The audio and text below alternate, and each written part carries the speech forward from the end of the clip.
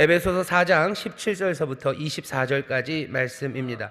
오늘 다룰 거는요, 그 앞에까지일 거고 22절부터 24절은 다음 주에 한번 더 할 겁니다. 그래도 읽기는 24절까지 다 읽을 겁니다. 에베소서 4장 17절부터 24절까지 말씀 한 목소리로 봉독하겠습니다. 그러므로 내가 이것을 말하며 주 안에서 증거하노니 이제부터는 이방인이 그 마음에 허망한 것으로 행함같이 너희는 행하지 말라. 저희 총명이 어두워지고 저희 가운데 있는 무지함과 저희 마음이 굳어짐으로 말미암아 하나님의 생명에서 떠나 있도다. 저희가 감각 없는 자 되어 자신을 방탕에 방임하여 모든 더러운 것을 욕심으로 행하되 오직 너희는 그리스도를 이같이 배우지 아니하였느니라.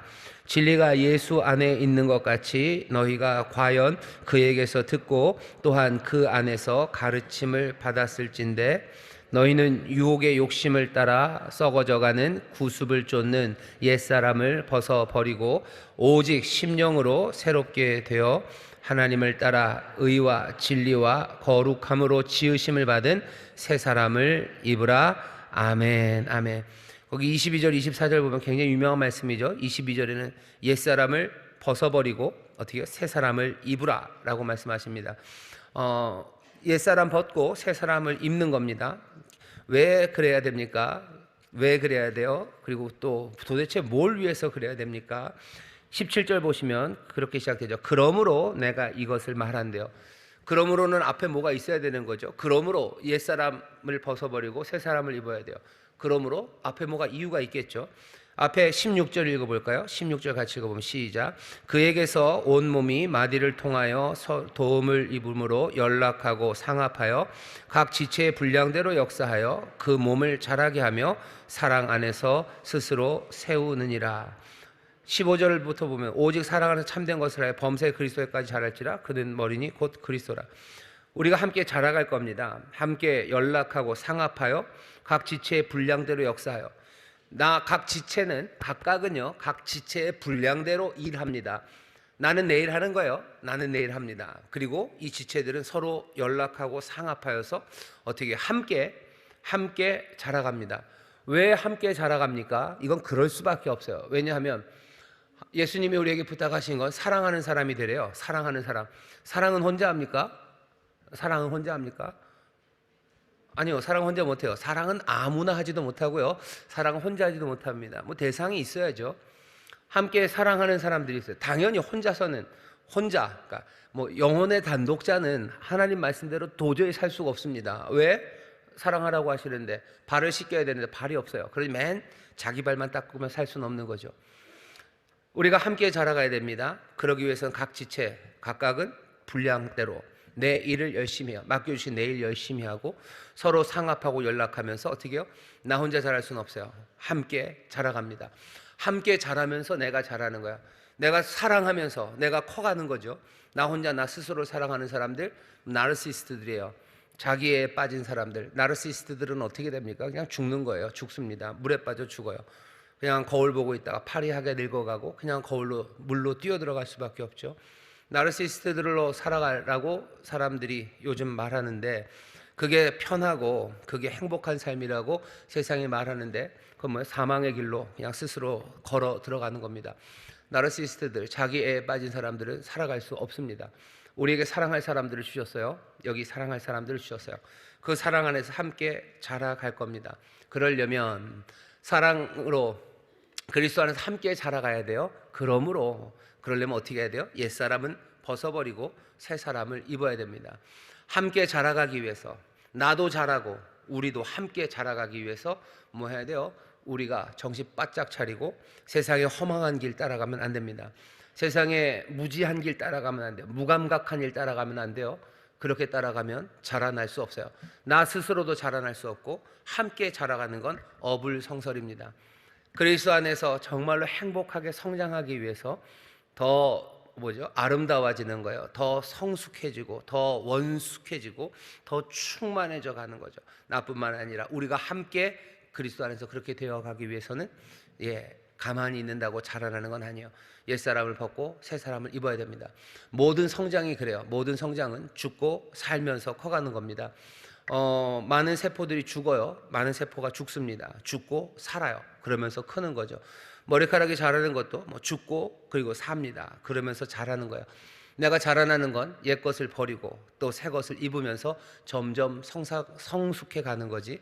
내가 옛 것을 그대로 갖고 있으면 그러면 자라겠지. 아니요, 자라지 않습니다. 옛 것 그대로 갖고 있으면 뭐만 많아지는 거예요? 뭐 고상하게 말하면 각질이 많아지고요. 또 그냥 하면 때만 많아지는 거예요. 때만 많아지는 거죠. 허망한 것 말고 진리로 걷는 것은 왜 그래야 됩니까? 우리가 그리스도 안에서 점점점 더 성숙해져 가기 위해서입니다. 자라나기 위해서입니다. 더 성숙하고 풍성하고 아름다운 삶, 그리스도 안에서 내가 자라고 우리가 함께 자라는 삶을 바라보는 사람들, 그러려면 오늘 본문이 알려주는 거예요. 여러분들 새롭게 생각하기 시작해야 돼요. 생각이 달라져야 됩니다. 생각이 달라지고 행동이 달라져야 돼요. 그래서 옛사람 벗고 새사람 입어야 우리는 자라나기 시작합니다. 자, 오늘 그 이야기예요. 효와 행복 교재를 보시죠. 교재를 보시고 우리 첫 번째 단락만 같이 읽겠습니다. 마음을 바꾸지 않고는 행동을 변화시킬 수 없습니다. 이교적 생각, 이방인의 마음은 허망하며 지각이 어둡고 무지는 뿌리가 깊습니다. 무지는 완고한 굳은 마음에서 나오는 것입니다. 완고한 마음과 생각은 도덕적 무감각, 어떤 것이 옳고 어떤 것이 그른지를 알아채지 못하는 무능함을 낳습니다. 공허한 마음, 어두워진 총명, 내적 무지는 무정과 방탕과 더러움을 낳습니다. 일단 그렇게 되면 방탕에 방임하여 무슨 일이든 다 하고 보게 됩니다. 마음과 생각의 상태를 이해하지 못하면 그 행동이 어디서 나오는지 이해하지 못하게 됩니다. 마음과 생각을 바꾸지 않으면 행동을 바꾸지 못합니다. 이방인이 그 마음에 허망한 것으로 행한 같이 너희는 행하지 말라는 분명한 말씀을 들어야 합니다. 그렇게 살면 안 됩니다. 그렇게 걸으면 안 됩니다. 네, 거기까지요. 17절 보시죠.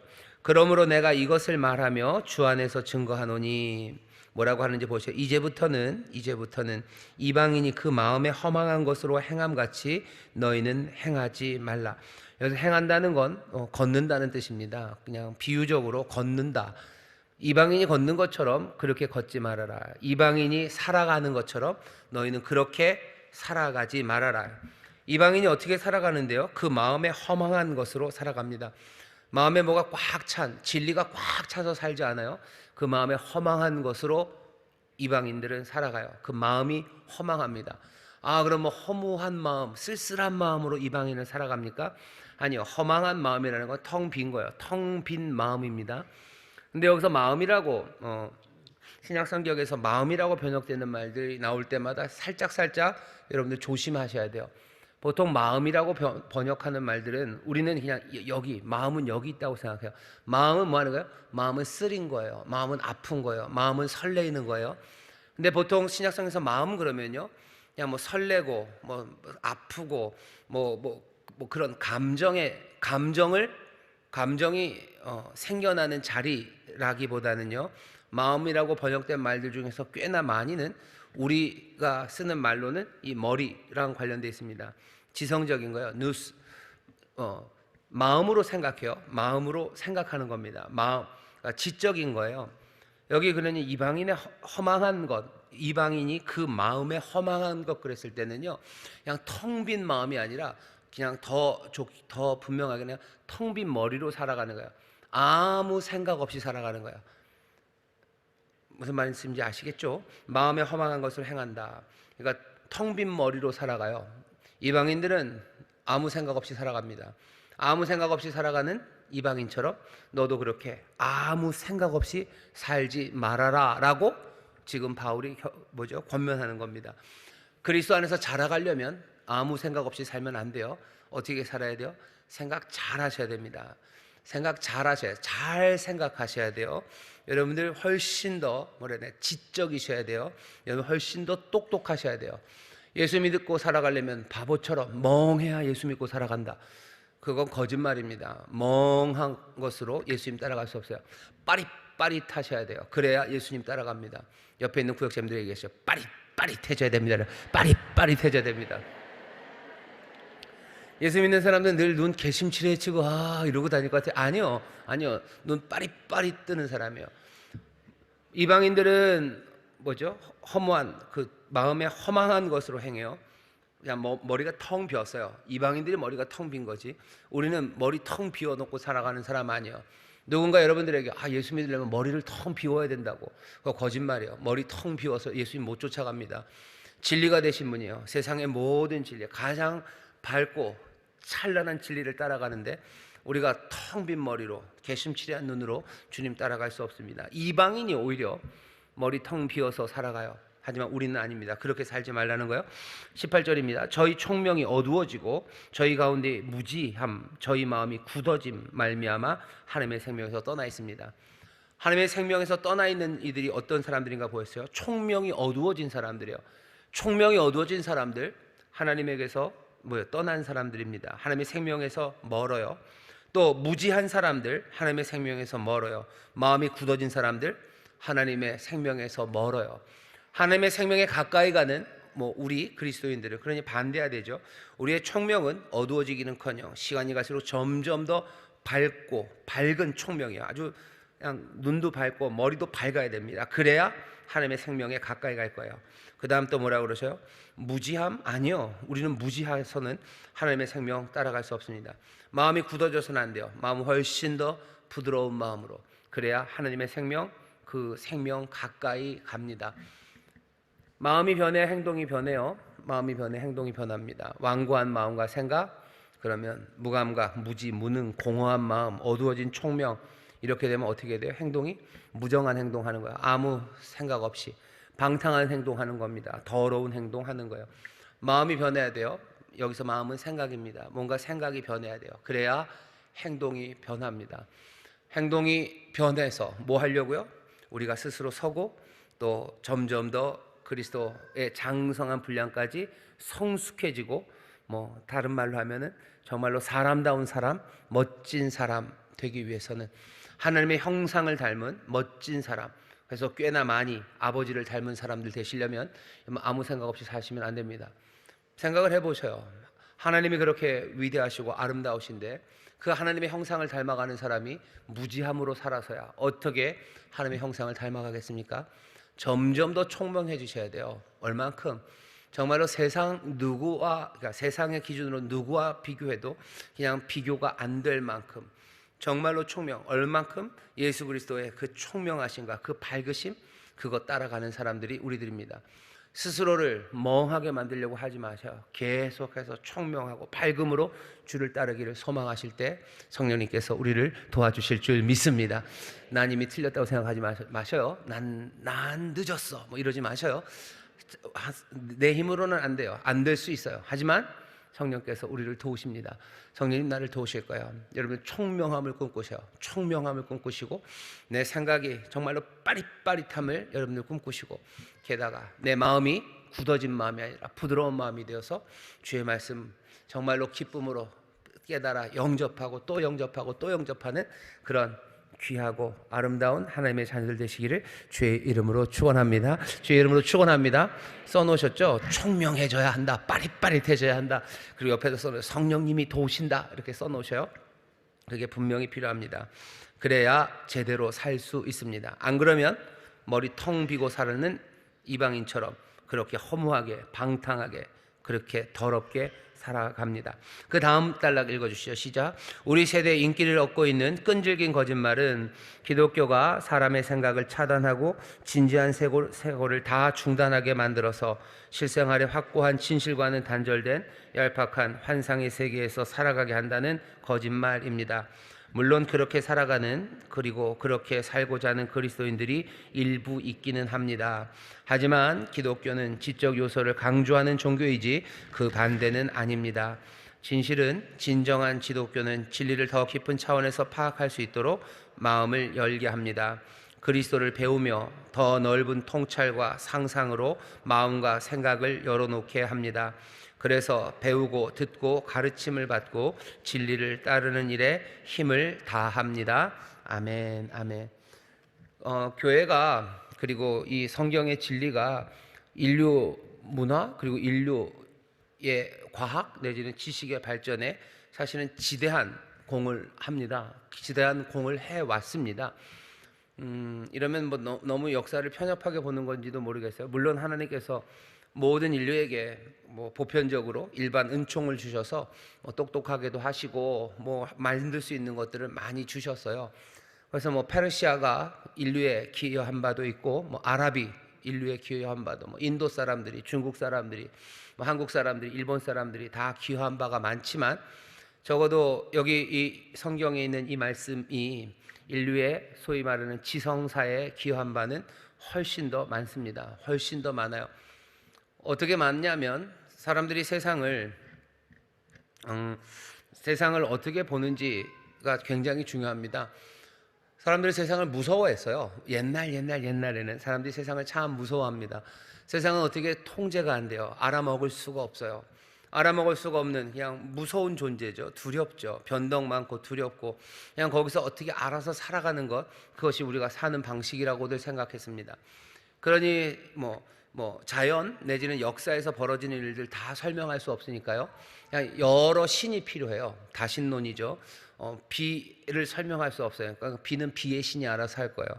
또 해는 어떻게 되는지 모르겠어요. 해의 신이 알아서 할 거예요. 강은 강의 신이, 죽음은 죽음의 신이. 뭐 모르는 것마다 다 이름 붙여놔요. 이름 붙여놓고 그냥 그 신들이 지들이 알아서. 결국은 포기입니다. 그냥 무서워하고 두려워하고 거기서 비유 맞추고 아니면 살짝 속이고 그냥 거기서 알아서들 살아가는 거예요. 세상을 어떻게 생각해야 되는지를 모릅니다. 근데 기독교는 달라요. 세상은 선해요. 지혜로우신 하나님, 우리가 뛰어나신 그 하나님이 만들어 놓으신 세상이에요. 그러니 세상은 무질서한 것처럼 보여도 아니에요. 하나님의 질서 안에 있어요. 그러니 사람들, 기독교인들은 이 세상의 질서를 찾으려고 하는 겁니다. 하나님 우리에게 이성을 주시고 하나님 우리에게 선물을 주셔서 이 땅을 정복하고 다스리고 또 더 풍성하게 하셨어요. 그 세상을 대할 때 두렵지 않습니다. 하나님이 만들어 놓으셨고 하나님 보시기에 선하다고 하셨어요. 참되고 그리고 진실되고 그리고 지혜로우신 하나님이 만드신 세상, 두려워할 일은 아니에요. 이거 찾아낼 수 있고 그리고 여기에서 좋은 것들을 만들어낼 수 있다는 생각이 기독교 또 뭐 구약서부터 쭉 소위 말하는 기독교 안에 온 생각입니다. 그러니까 기독교인들은 뭐 자연을 연구하고 그 안에서 좋은 것 찾아내는데 두려움도 없고요. 그리고 소망차게 그 일을 합니다. 하지만 세상은 어차피 알 수 없는 세상이고 또 우리는 거기서 그냥 알아서 살면 된다 하는 사람들은 그냥 그때그때 임기응변으로만 살아갈 뿐이었습니다. 그러니 기독교가 지성을 억압한다고 말하는 건 말이 안 돼요. 인류 지성사의 발전에 기독교만큼, 인류의 과학 발전에 기독교만큼 기여한 것이 있지 않습니다. 기독교는 지성을 억압하고 무지를 조장한 적이 없어요. 그런 사람들이 가끔 있었는지는 모르겠지만 뭔가 자기들의 유익을 위해서 사람들의 눈을 가리고 뭐 입을 가리고 귀를 가리기 위해서 그렇게 한 사람들이 있을지 모르겠지만 기독교는 지성을 억압한 적이 없습니다. 믿음으로 사는 것 아닙니까? 맞아요. 믿음으로 삽니다. 어떤 믿음이요? 하나님의 선하심에 대한 믿음이에요. 하나님의 은혜로우심에 대한 믿음이고 하나님의 성실하심에 대한 믿음입니다. 성실하지 않으면 지식이라는 건 가능하지 않아요. 법칙이란 게 없는데 어떻게 지식이 가능합니까? 하나님이 성실하시기 때문에 세상이 성실한 거예요. 그러니 여기에서 자연의 규칙들, 뭐 법칙들 이런 거 찾아낼 수 있죠. 그 믿음 없으면 연구할 필요도 없고요. 연구할 수도 없습니다. 그러니 기독교에 대한 끈질긴 거짓말이에요. 지성을 억압하고 무지를 조장한다고? 아니, 오히려 인류 지성의 발전에 기독교는 늘 기여한 바가 크고요. 지금도 여기 있는 말씀 보시면 아시겠죠? 그냥 분명히 바울이 얘기하잖아요. 오히려 이방인들이 머리를 텅 비우고 사는 거예요. 그렇게 머리 텅 비우고 살지 말아라. 머리 텅 비우고 살면 무정한 사람들 되는 거예요. 머리 텅 비우고 살면 거룩한 것 대신에 어두운 행동들 하며 사는 거예요. 그러니 더 똑똑해지고 더 많이 생각하라고 우리에게 말씀해 줍니다. 누가 얘기하거든 난 그렇게 얘기해 주세요. 기독교는 반지성적이라고. 아니요, 기독교는 반지성적이었던 적 없고 지금도 지성적이기를 요구합니다. 여러분들 지성인들 되시기를 주의 이름으로 축원합니다. 다시 한번 옆에 있는 빠릿빠릿해집시다. 빠릿빠릿해집시다. 빠릿빠릿해집시다. 예, 여러분들 빠릿빠릿해지셔야 돼요. 빠릿빠릿해지셔야 돼요. 멍하고 살아야 된다. 믿음은 멍한 거다. 아니요, 믿음은 멍한 거 아닙니다. 빠릿빠릿한 거예요. 예수님 보시면 돼요. 예수님이 믿음으로 멍하게 사셨나? 아니요, 예수님 믿음으로 멍하게 사신 적 없어요. 세상 누구보다도 똘똘하고 빠릿빠릿하게 사셨습니다. 우리가 예수님 닮아가는 사람이에요. 예수님만큼 우리가 빠릿빠릿하기는 어려울 겁니다. 하지만 우리도 예수님 따라서 그렇게 맑은 눈으로, 밝은 눈으로, 그리고 밝은 마음으로 그렇게 해서 거룩한 길, 참된 길 걸어가야 할 줄 믿습니다. 기독교에 대한 끈질긴 거짓말, 지성을 억압하고 무지를 조장한다는 거짓말이야. 비현실적인 사고를 하게 한다는 고짓말이야. 예수 믿는 사람들이 비현실적으로 사고합니까? 아니요, 우리는 비현실적으로 사고하지 않아요. 가장 현실적으로 사고합니다. 그 대신 고려하는 바가 세상과는 다릅니다. 선전 있죠. 고려할 수 있을 때 고려하시라고. 우리는 뭘 고려합니까? 우리는 하늘을 고려해요. 우리는 하나님을 고려해요. 하나님, 그러니까 사람들은 여기 있는 거, 이 판에 놓인 것만 갖고 자기들이 똘똘하다고 하죠. 그리고 자기들이 현실적이라고 하죠. 하지만 정말 현실은 여기 있는 것만 놓여 있는 건 아니에요. 오히려 하늘이 현실적입니다. 땅에 있는 건 변해요. 하지만 하늘은 변하지 않습니다. 우리는 현실적인 사고를 하는 거예요. 변하는 것은 여기 있고 변하지 않는 건 여기 있어요. 하늘, 하나님의 은혜가, 하나님의 사랑이 변함없이 우리와 함께합니다. 이것 빼고 생각하는 게 비현실적인 거예요. 왜? 하나님의 사랑은 현실입니다. 어떻게 현실인데요? 우리가 봤죠. 하나님의 사랑이 확증됐죠. 십자가, 거기서 하나님의 긍휼하심, 자비하심, 변치 않는 성실하신 인자를 우리는 거기서 확인했어요. 거기서 선포되는 건 뭐예요? 세상이 이제 바뀌고 하나님의 생명이, 부활의 생명이 우리에게 오셨다는 그 현실이에요. 부활은 저 미래에서 일어나는 게 아니라 벌써 여기 현실로 우리 앞에 놓여져 있는 겁니다. 그러니 부활은 없다고 얘기하는 게 비현실적인 거죠. 왜? 우리는 부활이 현실인 것을 본 사람들이에요. 누가 비현실적입니까? 있는 것을, 이 부활의 생명이 와서 임하고 그 자비와 긍휼이 여기 있는데 이거 없는 것처럼 말하는 사람들이 비현실적인 거지, 있는 걸 있다고 말하는 사람들이 비현실적인 게 아닙니다. 어려움 가운데 소망을 말하는 사람들 비현실적이라고 세상은 그래요. 왜? 그 사람들은 여기저기 있는 웅덩이만 볼 뿐이에요. 점점점 어두워져 가는 세상만 볼 뿐이에요. 그러니 자기들이 말하는 거죠. 현실적으로 소망이 없대요. 아니, 우리가 보는 현실은 다른걸요. 여기 웅덩이 많고 어둠이 깊어지는 거 우리는 더 뚜렷하게 볼 수 있어요. 왜? 여기 소망 대신 은혜가 있기 때문에 우린 두려움 없이 이 현실 봅니다. 사람들은 하나님의 은혜와 긍휼 없이 이 현실을 본다고 하지만 이 현실을 마주할 수가 없어요. 왜? 겁나서 눈이나 뜨겠습니까? 눈 그냥 이렇게 살짝 뜨고 보는 거예요. 너무너무 무서우니까. 무서우니까 그 웅덩이의 끝을 볼 수 있습니까? 못 봐요. 그 어둠이 오는 것들을 다 봅니까? 못 봐요. 그러면서도 어둡다고 말하죠. 하지만 우리는 아니에요. 우리는 여기 하나님의 은혜와 자비, 그 긍휼이 있기 때문에 우리는 이 어둠을 마주하고 볼 수 있는 사람이에요. 어두운 거 보니 눈물 나죠. 가슴 아프죠. 그냥 누구보다도 더 많이 울어요. 세상은요 못 웁니다. 왜 못 울어요? 울었다가는 내가 울음을 그칠 수 없을 거라는 걸 알기 때문에 못 울어요. 울지 못합니다. 계속 참아야 되는 거예요. 뭐 주먹 먹으면서 참아야 되죠. 조인성인가요? 이러면서 참아야, 못 울어요. 내가 거기서 무너졌다간 끝인데 내가 어떻게 웁니까? 그러니 비현실적으로 살아갈 수밖에 없어요. 개심치레 봐야 돼요. 마주할 수 없어요. 사람들이 죽음을 못 봐요. 사람들이 현실적이라 그러는데요, 예수 믿지 않는 사람들을 보셔요. 그 사람들이 죽음을 말할 수 있나? 죽음이라는 현실을 똑바로 보나? 그 사람도 굉장히 비현실적으로 삽니다. 어떻게 해요? 죽지 않을 사람처럼 살아가요. 죽지 않을 사람처럼 살아가는 거예요. 그러니까 그렇게 욕심껏 살겠죠. 죽지 않을 사람처럼 사니까 그렇게 남들에게 욕하고 그렇게 뺀질뺀질거리면서 살겠죠. 비현실적인 거 아닙니까? 죽음이 있다는 걸 아는데 어떻게 그렇게 삽니까? 그 사람들은 죽음이 있다는 걸 물어보면 대답은 하겠지만 보지 못합니다. 누가 비현실적으로 사나 보세요. 우리가 훨씬 더 생생하게 현실적으로 살아요. 우리는 슬픔 마주할 수 있고 죽음도 깊이 들여다볼 수 있어요. 왜? 여기 부활의 생명이, 그 하나님의 놀라운 은혜가, 우리 주의 그 귀하신 은혜와 생명이 우리 가운데 있음을 우리는 보기 때문에 이 죽음도 마주하고 볼 수 있는 겁니다. 기독교에 대한 끈질긴 거짓말, 우리가 비현실적으로 사고한다고? 아니요, 우리가 가장 현실적으로 사고 생각할 수 있는 사람들입니다. 지적 요소를 강조하는 종교가 기독교예요. 진리를 더 깊은 차원에서 파악하려고 하는 게 기독교입니다. 우린 현실적인 사람이요. 그들이 생각하는 것, 아니 그들이 보지 못한 현실 하나를 우리가 더 보고 있기 때문에 우리는 더 현실적이 되는 겁니다. 사람들은 영원한 것을 꿈꾸지도 못해요. 영원을 생각 못합니다. 영원을 생각 못해요. 죽음 넘어 생각 못해요. 한번 해보라고 그러셔요. 막 미칠 것 같을 겁니다. 죽을 것 같을 거예요. 그러니 그 생각 못하는 거예요. 잘못 그 생각에 빠져들면 뭐 죽을 것 같죠. 그리고 죽어가는 사람들이 있어요. 하지만 우리는 죽음을 맞이하면서도 계속 그것들을 들여다보면서도 죽음으로 가지 않는 것, 이 사망의 권세를 깨뜨리신 놀라우신 구원의 빛이, 그리고 빛 대신 주님이 우리와 함께하기 때문입니다. 옆에 있는 구역자님들이 얘기하셔요. 우리가 훨씬 더 현실적입니다. 우리가 훨씬 더 현실적입니다. 네, 우리가 훨씬 더 현실적이에요. 아무도 죽음 얘기하지 못하지만 우리는 죽음을 말해요. 죽음의 슬픔을 말해요. 하지만 또 그건 넘어 소망을 말할 수 있는 사람들이에요.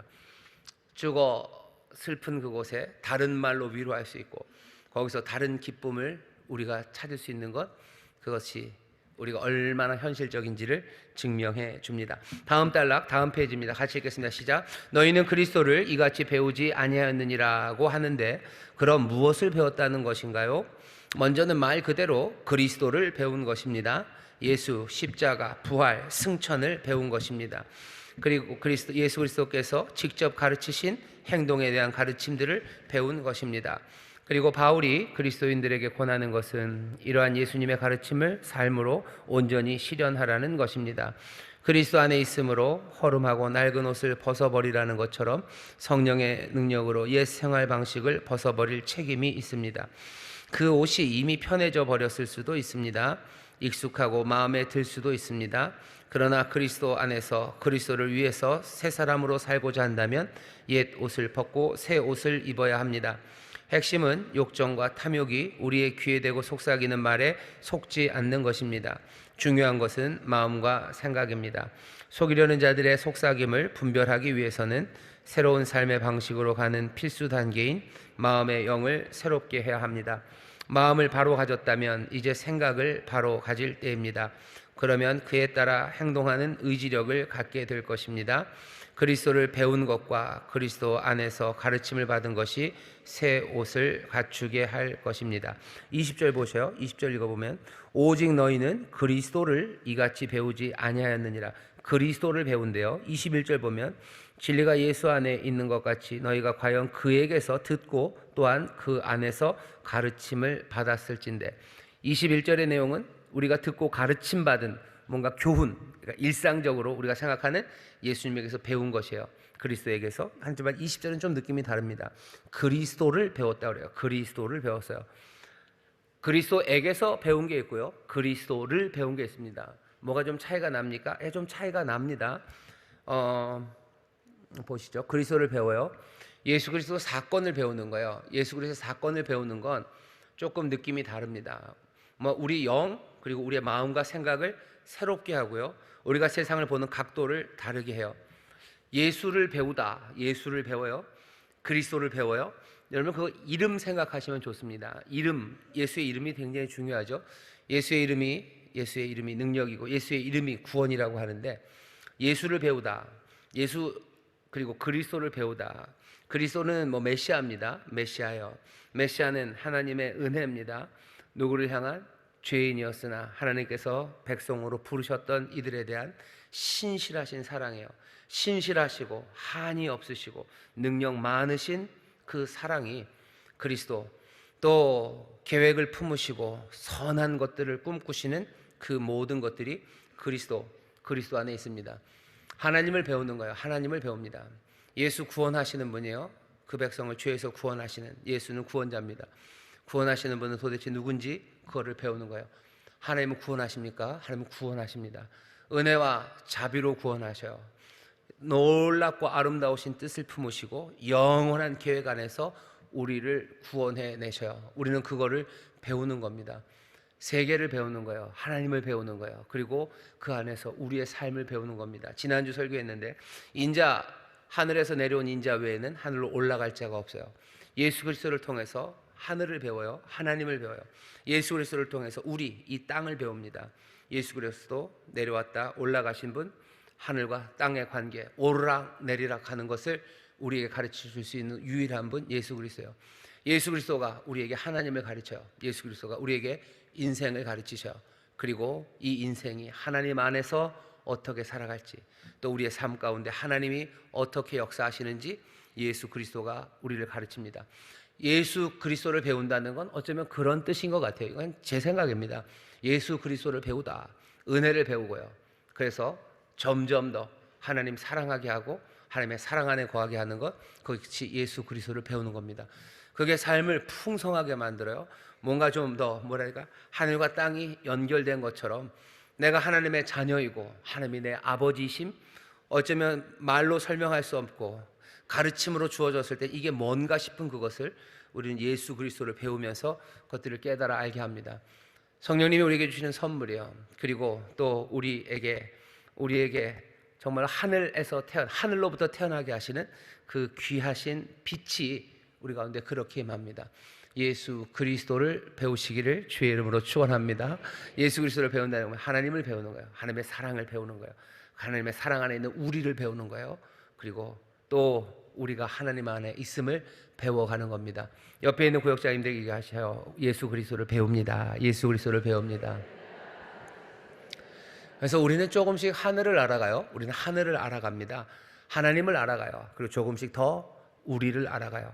우리를 점점 알아갈수록 어쩌면 못났고, 하지만 하나님 안에서 정말로 생명의 길이 우리 가운데 있음을 보기 시작하고, 그 생명의 길, 내가 영접함으로 내가 새 사람이 되었다는 걸 알아가기 시작해요. 예수 그리스도를 바라보며 하늘을 알아요. 그리고 땅을 알아요. 그리고 하늘과 땅이 오르락 내리락 하는 것, 그것들을 알기 시작합니다. 예수 그리스도를 배우는 건 그런 거예요. 두 번째, 당연히 예수 그리스도의 가르침을 배웁니다. 예수님이 가르치시는 게 있어요. 이 땅에서 살아갈 때 어떻게 살아가라고 구체적으로 하나씩 가르쳐 주신 게 있어요. 그 가르침을 배워가는 겁니다. 예수님의 가르침이 좀 더 좋았으면 좋겠어요. 뭐 좀 더 구체적으로 가르쳤으면 좋겠어요. 근데 예수님이 꽤나 구체적으로 가르치십니다. 성경에서도 꽤나 구체적으로 가르치셔요. 근데 우리는 여전히 뭔가 더 구체적으로 가르쳐 주시면 좋겠다 그러는데, 뭘 그렇게 도대체 구체적으로 가르쳐 주시기를 원하시는지 잘 보셔요. 잘 보면 조금은 우습습니다. 조금 웃기기도 하고요. 이게 여전히 내 욕심 때문에 그런 것 같아요. 예수님이 나한테 가르쳐 줬으면 좋겠어요. 뭐 아주 노골적으로 다음 주 로또 번호를 가르쳐 주셔. 뭐 그렇게는 안 하시지만 내가 이 가게를 열어야 되는지 말아야 되는지 자꾸 가르쳐 달래요. 왜 자꾸 물어보셔요? 장사 잘 될까 안 될까가 궁금하신 거 아니에요? 그것 때문에 물어보시는 거죠. 그러니까 뭐 돈 많이 벌지 안 벌지 그것 때문에 물어보시는 거 아닌가요?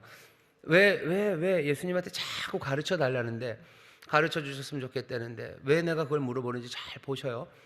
내가 정말로 돈 많이 벌고 뭐 내가 편안한 길 걸어가고 내가 세상에서 뭐 자랑할 만한 삶이 될 그런 생각 다 없다면 내가 예수님에게 물어볼 게 그렇게 많이 남아있지 않아요. 왜? 꽤나 많이 자세하게 우리에게 충분히 알려주셨기 때문이에요. 그거 따라가기가 벅차지, 몰라서 가르쳐 주신 게 없어서 못 따라가는 거 아닙니다. 이미 충분히 많이 가르쳐 주셨고요. 우리가 힘들고 어렵지만 그 길 따라 살아가면 됩니다. 내가 그럼 주님한테 큰일 났네, 구할 게 없네. 아니요, 또 구할 것 굉장히 많습니다. 구할 것 많은 세상, 그 세상을 우리에게 여전히 주셨기 때문에 주님이 우리에게 구하라고 하시는 거예요. 주님이 구하라고 하신 것 어쩔 수 없어요. 세상에 아직은 그렇습니다. 주님의 가르치심을 배우면서 하나하나 이 가르침을 살아내시기를 주의 이름으로 축원합니다. 그리스도를 알고 그리스도의 가르침을 알면요, 이 땅에서 세상 사람들과는 전혀 다른 방식으로 살 수밖에 없습니다. 하늘로부터 난 사람들, 물과 성령으로 난 사람들, 이전과 전혀 다른 세상에서 볼 수 없는 사람들, 그렇게 살아갈 수밖에 없어요. 왜? 눈에 보이는 게 다르니까 그래요. 눈에 보이는 게 다르니까 말하는 게 다르고, 눈에 보이는 게 달라요. 그러니 기도하는 게 다르고, 여기서 사랑하는 게 다르고, 여기서 살아가는 방식이 달라요. 기도하며 살 수밖에 없죠. 사람들은, 기도하는 사람들 비이성적이라고, 비현실적이라고 그래요. 아니, 여기 하나님이 생생하게 살아계신데, 여기 은혜의 아버지가 내게 복 주시기를 원하시는데, 이 험한 세상에서 나를 도우시겠다고 하시는데 내가 왜 기도 안 합니까? 난 무릎 꿇고 기도할 수밖에 없는 거예요. 예수 믿는 사람들 비현실적이고, 아니요, 우리가 가장 현실적인 사람이고, 그리스도의 사건에서 그리스도의 가르침을 배우며 우리는 아주 빠릿빠릿하고 더 귀 기울여 똑똑하게 이 가르침을 살아내야 할 줄 믿습니다. 가르침을 살아내는 방식은 어쩔 수 없어요. 옛 방식 버리고 살아가는 겁니다. 옛 방식의 삶을 버리는 건 아마 대부분 욕정과 탐욕, 그 속삭임에 넘어가지 않는 걸 거예요.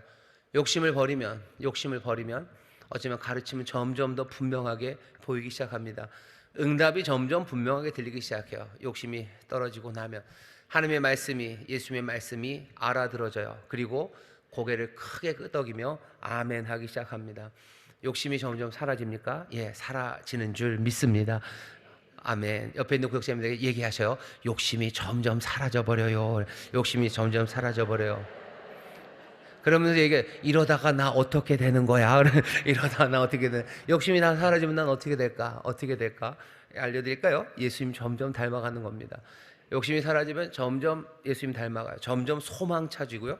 점점 힘차게 아침마다 그 성실하심에 대한, 주의 성실하심에 대한 기쁨으로 일어나기 시작합니다. 두려움 사라져요. 염려와 근심 그것도 없어요. 하나씩 하늘의 기적을 체험하며 살아가게 됩니다. 예수를 배우셔요. 예수의 가르침을 배우셔요. 그리고 이 가르침을 살아내십시오. 이 일을 위해서는 마음의 영을 새롭게 하셔야 돼요. 우리의 마음의 영을 새롭게 하십니다. 물과 성령으로 난다는 건 그런 뜻이라고 말씀드렸어요. 우리에게 새 마음, 굳은 마음 대신에 새 마음을 주셔요. 새 마음, 새 생각을 담게 하십니다. 새롭게 생각하게 하시고 전혀 다른 생각하게 하십니다. 예전에 있었던 생각들은 잘 안 나요. 나쁜 계획들은 이상하게 생각이 안 나요. 좋은 생각들만 자꾸 납니다. 그러면 이러다 나 어떻게 되는 걸까 싶죠. 나쁜 생각은 따로 어디 가서 학원 가서 배워야지 나쁜 생각을 배워요. 좋은 생각은 그냥 떠오릅니다. 지금은 반대죠. 좋은 생각은 공부를 해야지 나와요. 하지만 나쁜 생각은 배울 필요도 없어요. 그냥 꼬리에서 꼬리를 물고 밤새도록 얘기할 수 있어요. 하지만 마음의 영을 새롭게 하면 생각이 달라집니다. 나쁜 생각이 이상하게 안 나요. 좋은 생각 납니다. 주님 기뻐하시는 생각, 그 생각만 나요. 어떤 사람들은 그래서 미쳐버리겠대요. 왜 나는 좋은 생각만 나는지 어려워하고, 옆에 있는 분들 힘들게 하기도 하겠지만 우리가 그렇게 그리스도를 배웁니다. 가르치셔요. 이 일을 가르치는 겁니다. 마지막 단락 같이 읽어볼까요? 시작. 가르치다 라는 말은 밭을 간다 라고 할 때 간다와 연관이 있습니다. 흙을 갈아 엎어 흙 속에 공기가 스며들어 땅을 기름지게 하는 것입니다. 누구를 가르친다는 것은 그의 마음을 갈아 엎어 그 속에 신선한 공기를 부어넣는 일입니다. 스승은 굳어진 마음의 지각을 갈아 엎는 정신의 모습입니다. 하나님의 나라를 전파하는 사람은 쟁기를 손에 든 사람입니다. 가르치셔요. 하나님의 말씀을 가르치십시오. 가르치다, 가르다요. 가름말 하듯이 고를 내는 거예요. 무질서했던 걸 고를 내고요. 마음의 밭을 간다라는 건, 가는 건요. 가는 건 이렇게 엎는 거죠. 엎어요. 흙을 왜 엎어요? 그래야 공기가 들어갑니다. 여러분들 그냥 식물이 그냥 자라는 것 같죠? 아니에요. 공기가 들어가야 돼요. 아닐 텐데. 여러분 질소 비료라고 들어보셨죠? 질소 비료 들어보셨나요? 예. 질소가 뭐예요? 우리나라가 아니라 우리나라뿐만 아니라 지구에 있는 그 공기는 질소가 80%입니다. 그죠? 질소가 80%예요. 나머지는 산소, 이산화탄소 섞여 있어요. 질소 비료를 줘야 되는데 질소 비료를 줘야지 잘 자라는데요. 전에는 질소 비료가 어디 있어요? 없죠. 뭘로 하는 거예요? 땅을 이렇게 긁어넣으면 공기가 들어갑니다. 우리는 그냥 그렇게 땅이 딱딱하면은 안 자라요. 당연히 딱딱하지 않고 부드럽게 만들어야 되겠네. 맞아요. 부드럽게 만드는 그 일이, 흙이 부드럽다고 해서 뭐가 달라져요? 그 흙인데 뭐가 들어가는 거예요? 흙이 부드러워지고 그 사이가 벌어지면서요 공기가 들어가는 거예요. 땅이 딱딱하다는 얘기는 그 안에 공기가 없다는 얘기입니다. 그렇죠? 왜 딱딱한 데서는 씨를 뿌리고 뭘 해도 뭐가 안 자랍니까? 딱딱하니까 머리로 못 뚫고 나가는 거 아닙니까? 아니요, 그렇지는 않아요. 식물이라는 게 대단합니다. 삐집고 나오면 나오는데 왜 안 되냐면 그 안에 공기가 없어요. 그러니 밭을 가는 겁니다. 봄이 되면 밭을 갈아요. 하나님이 우리를 농사 잘 짓게 하시려고 겨울 동안에 땅땅하게 얼어서 전혀 안 될 것 같죠. 근데 일부러 그렇게 얼리시는 것 같아요. 그냥 물을 그렇죠? 물을 흙 속에다 집어 넣으신 거예요. 그리고 얼리시는 거예요. 물이 얼면 원래 물보다 얼음이 더 부피가 커집니다. 여러분들 아시죠? 그러니까 냉장고에다 콜라 넣으면 터지는 거예요. 왜냐하면은 그게 부피가 늘어나니까 터져요. 똑같이 그냥 물이 가만히 있다가 물이 얼면요, 그러니까 부피가 늘어납니다. 그러니까 공간이 더 생기는 거예요. 그러다가 온도가 높아지면 물이 녹죠. 그럼 그 벌어진 공간은 다 뭐예요? 그냥 공기, 바람이 들어가는 거죠. 겨울이 되고 봄이 되면 흙이 붕 뜹니다. 이렇게 떠요. 땅이 뜨죠. 땅이 뜨니까 갈아엎기 훨씬 쉬워요. 이미 하나님이 준비해 놓으셨고 사람들은 그 뜬 공기, 뜬 흙을 그냥 다시 또 갈아엎을 뿐이에요. 그리고서는 식물들이 자라나기 시작합니다. 가르친다는 건 마음의 밭을 갈아엎는 거예요. 그리고 거기다 뭘 넣어요? 바람이 들어가는 거예요. 이 비유가 너무 우긴다고 얘기하지 마셔요. 뭐 하시는 거예요? 바람, 루아크, 하나님의 영, 하나님의 바람, 하나님의 숨결이에요. 흙에 뭐가 들어가야 됩니까? 하나님의 바람, 성령이 불어넣어지면, 그러면 그때부터 너무 우긴다고 하지 마셔요. 땅이 기름져집니다. 성령은 바람이에요. 성령은 또 기름입니다. 이거 조금 우기는 겁니다. 흙 속에 바람을 넣는 거예요. 가르치는 건. 그러니까 여러분들 가르칠 때 성령의 도우심을 구하셔요.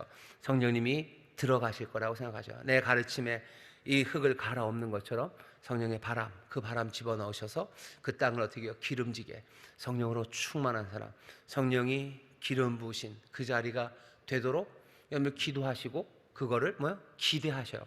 모든 가르치는 일은 내가 땅을 갈아엎고 거기에 바람, 공기가 들어가요. 내가 땅을 갈아엎어서 거기다 빨대로 공기 불어넣는 거 아닙니다. 나는 땅을 갈아엎을 뿐이에요. 하지만 하나님께서 뭐요? 그 바람을 밀고 들어오게 하시는 거예요.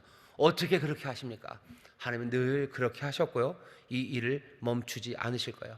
여러분들이 사랑하는 성도들을 말씀을 가르치고 그리스도를 배워야 돼요. 그러니 그리스도를 가르치고 그리스도가 가르치신 내용들, 삶의 행동의 내용들을 여러분들 가르치실 때 어느샌가 그 바람, 성령은 그들에게로 들어가고 정말로 기름진 곳이 되게 하여 어떻게 해요?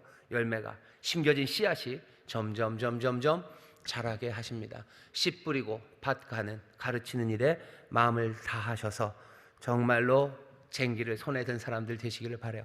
예수님이 얘기하신 것도 그것도 괜히 얘기하신 거 아닐 거예요. 쟁기를 손에 든 사람들 뒤돌아보지 않는다. 나 따르는 사람들, 제자로서 가르치는 일 하는 사람들 당연히 쟁기를 손에 든 사람이에요. 밭을 가는 사람들 뒤돌아보지 않아요. 가야 할 그곳에서 하나씩 밭을 갈아엎기 시작합니다. 이렇게 진리로 충만해지시고 진리를 가르치는 여러분들 되시기를 주의 이름으로 축원합니다. 자, 한 걸음 같은 내용이지만 한 번만 더 읽어보겠습니다. 기독교는 반지성적인 종교가 아닙니다. 오히려 지적 요소를 강조합니다. 가르치고 배우기를 강조합니다. 그리스도를 배우고 그리스도의 가르침을 배워야 합니다. 그래야 세상의 허망한 생각에서 벗어나고 방탕한 행동을 떠날 수 있습니다. 세상의 허망한 생각들이 방탕한 행동에 이르게 하는 예들을 생각해 봅시다. 허망한 생각이 방탕한 행동에 이르게 하는 예들 생각해 보면 참 많습니다. 요즘 동성애에 관한 이야기들 생각해 보셔. 성이라는 건 뭐 그런 거다. 성적 자기 결정권 얘기하면서 뭐 내가 알아서 해야 된다라고 하면서 그냥 방탕하며 살아가는 거예요. 그게 어떤 결과를 자기의 삶에 공동체에 만들어낼지 뭐 번연히 보이는데도 그것들이 나타나는데도 그냥 그렇게 살아도 된다고 생각하는 사람들이 얼마나 많은지 모릅니다. 허망한 생각들이 방탕한 행동에 이르는 거예요. 그냥 뭐 행복 추구권이죠. 내 행복은 내가 추구한다는 생각이에요. 그 생각이 뭐 마약 점점 많아지는데 사실은 할 말이 없어요. 그죠? 내가 행복하겠다는데 내가 조용히 집에서 마약 먹는데 왜 잡아가요? 왜 잡아갑니까? 대답 좀 해주세요. 왜 잡아갑니까 도대체? 그러니까 그냥 하는 거예요. 뭐 잡혀가면 재수가 없어 잡힌 거죠. 법이 그래서 그런 거죠. 이 법만 없어지면 뭐 마약하면 되죠. 진짜로 그런 일이 일어나죠. 뭐 독일만 해도 이제 뭐 대마초 뭐 이런 거 뭐 이제 다 합법화하기 시작했고 여러 가지 것들을 합법화합니다. 왜? 허망한 생각이죠. 내가 행복하고 나 좋다는데 니들이 뭐야? 라는 생각 받아들여요. 그래서 그렇게 갑니다. 그러면 어떻게 돼요? 예, 방탕한 행동에 이르게 됩니다. 자기 삶 망치고 뭐죠? 약물에 의존하기 시작하고 그런 공동체, 뭐 가족, 말이 거창해서 공동체지. 자기 자식들이에요. 자기 부인, 자기 남편, 자기 동네, 자기 부모님 삶을 얼마나 망치고 있는지 그거 보셔야 돼요. 그런 생각들이 얼마나 많은지 모릅니다. 허망한 생각이 방탕한 행동으로 이끌어가는 거 참 많아요. 그것들 하나하나 아니라고 말하기 시작해야 되는데 세상이 우리의 말을 안 들을 때가 많습니다. 하지만 멈추지 말고 말해야 되고 오히려 우리가 그 세상의 말에 휩쓸리기는커녕 우리는 우리의 진리를 그대로 지켜가면서 세상을 향해서 참된 것, 정말로 그리스도 안에서 발견된 소망과 그 진리를 계속해서 말하며 나가야 됩니다. 그게 우리에게 주신 사명입니다. 허망한 생각에 빠뜨리지 마세요. 우리가 무지하고 우리가 비지성적이어서 세상에 할 말이 없는 사람들, 우리는 그런 사람들 아닙니다. 오히려 세상의 모든 허망한 생각들을 다 사로잡아 그리스도 앞에 무릎 꿇려야 되는 게 우리가 해야 될 일이에요. 참 진리는 우리와 함께 하셔요. 세상이 그 진리와 어긋나게 말하는 모든 것들은 다 잘못된 거짓이고 허망한 것이고 텅 비어 있는 것들입니다. 하나하나 그것들이 잘못되었음을 말하기 시작해야 돼요. 난 말 못하는데요. 아까 그랬잖아요. 빠릿빠릿하셔야 돼요. 빠릿빠릿하셔야 돼요. 그래서 그게 뭐가 잘못되는지 하나씩 말해줘야 됩니다. 도우심을 구하셔요. 그리고 함께 이 일을 감당해낼 수 있습니다. 두 번째, 같이 읽겠습니다. 시작. 우리 교회 5대 비전 중 하나는 교육, 훈련하는 교회입니다. 말씀을 배우고 실천하기 위해 내가 하는 일은 무엇입니까? 우리 구역이 할 수 있는 일은 무엇입니까? 교육 훈련하는 거예요. 가르치라고 그러셨죠? 아까 밭을 가는 겁니다. 쟁기를 들고 손에 든 사람들이요. 말씀을 가르치셔요. 예수님 가르치셔요. 예수의 가르침을 여러분들 가르치기 시작하셔요. 그러면 바람은 들어오고 기름진 땅 되어 열매 맺기 시작합니다. 이 쟁기를 손에 든 여러분들 멈추지 마십시오. 교회에서 교육하는 일 필요합니다. 여러 가지 교육이 진행이 되고 있고요. 할 수만 있다면 좀 더 뭐라 그래야 되나? 세상이 뭐라고 허망한 이야기들을 가르치는지 거기에 대해서 교회가 그리고 예수님이 뭐라고 대답하고 계신지 그런 것들도 함께 좀 배웠으면 좋겠다라는 생각들이 있습니다. 그건 너무 어렵지 않습니까? 아니, 여기 아니고서는 가르칠 때도 없고 배울 때도 없을 거예요. 그러니 아마 뭐라 해야 되죠? 우리 성도님들이 정말로 세상을 향해서 진리를 가르치고 적어도 내 사랑하는 이들을 생명의 길로 인도할 수 있는 그 준비들이 되려고 교육하고 훈련하는 그런 교회, 그런 구역장님들이 되기를 바랍니다. 기도하겠습니다. 하나님 감사합니다. 이 땅에서 예수 믿는 사람들은 무지하다 하는데 아닙니다. 아버지 하나님, 세상의 말에 또 속아 그냥 무지로 살아가기를 즐거워하는 그런 어리석음 없게 하여 주옵시고 서로 도와 우리 안에 있는 은사, 우리에게 주시는 은사 안에서 정말로 바른 길이 무엇인지, 예수 정말 그 진리로 살아가는 그 삶의 방식이 무엇인지 하나하나 분명하게 발견하고 붙잡고 가르치는 우리 모두가 되게 하여 주옵소서. 감사드리며 예수님 이름으로 기도하옵나이다. 아멘.